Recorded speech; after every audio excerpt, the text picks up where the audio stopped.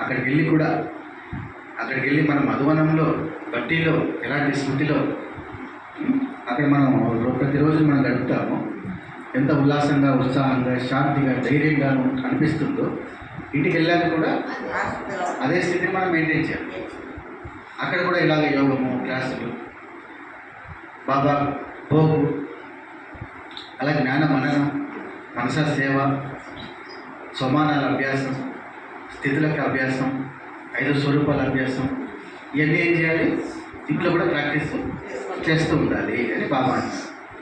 మరలా చూడండి, చక్రం నుండి బయటపడే మార్గం లేదా విధి వచ్చిందంటే ఇంకా మరలా దానిలో చిక్కుకునే అవకాశం విషయం మీకు ఉండదు.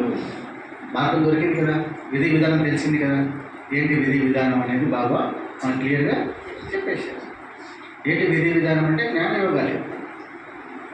జ్ఞానయోగ ధారణ అనేది, సేవ అనేది చాలా గొప్పది. అందులో మనం అవి పాటిస్తూ వచ్చామంటే ఆ విధి విధానంలో మాయ అనేది అందులో చిక్కుకునే అవకాశం ఉండదు అని బాబా అంటున్నారు. మాయని మంచిగా తెలుసుకున్నారు కదా, లేదా ఒక్కొక్కసారి అజ్ఞానులుగా అయిపోతున్నారా అని బాబా అంటున్నారు. మాయను తెలుసుకున్నారు, మళ్ళీ మధ్య మధ్యలో మాయ కూడా వస్తుంది. ఆ మాయను మళ్ళీ ఏం చేయాలి? బాబా స్మృతిలో దాన్ని జయించి ముందుకు వెళ్ళిపోతూ ఉండాలి. ఇది మాయా అని మాకు తెలియదు అని అంటున్నారు.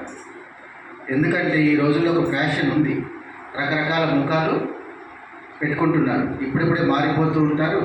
అలాగే మాయ దగ్గర కూడా మనల్ని చిక్కింప చేసుకోవడానికి చాలా ముఖాలు ఉన్నాయి. బయట ప్రపంచంలో ఫ్యాషన్గా ముఖాలు మార్చేటువంటి మాస్కులు ఉన్నాయి కదా. అలాగే ఇక్కడ కూడా బాబా పిల్లలు కూడా మాయకు వశమే ఒకసారి ముఖాలు మారిపోతున్నాయి అంటున్నాడు బాబా. మాయదే మనల్ని చిక్కించుకోవడానికి చాలా ప్రయత్నాలు కూడా చేస్తూ ఉంది, మారిపోతూ ఉంటారు. అలాగే దాని దగ్గర మంచి దుకాణం ఉంది. మాయ దగ్గర ఎలాగైనా వీళ్ళు శ్రేష్ఠ మార్గంలో నడవనీయకుండా నా అధీనంలో ఉంచుకొని నేను నడిపించాలి, వీళ్ళని నేను పాలన చేయాలి అని మాయ కూడా గట్టిగా ప్రయత్నం చేస్తుంది.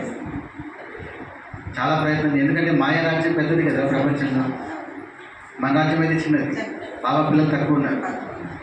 మాయకు సంబంధించిన రాజ్యం ఎక్కువగా ఉంది.